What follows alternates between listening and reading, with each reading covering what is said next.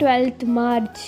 இன்றைக்கி ஏசப்பா நம்மளை பார்த்து என்ன சொல்கிறாங்கன்னா, பொன் வெள்ளி அநேகமாயிரம் பொன் வெள்ளியை பார்க்கிலும் நீர் விளம்பின வேதமே எனக்கு நலம்னு சங்கீதம் 119:72 சொல்லப்பட்டிருக்கு.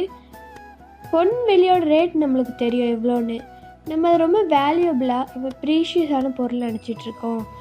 அநேகமாயிரம் பொன், அதாவது அநேகம்னா நிறைய மாயிரம் பொண்ணு வெள்ளியை பார்க்கலாம் ஏசப்பா நம்மளுக்கு சொன்ன வேதமே நம்மளுக்கு நலம் அப்படி இந்த வசனத்தை சொல்லியிருக்கு.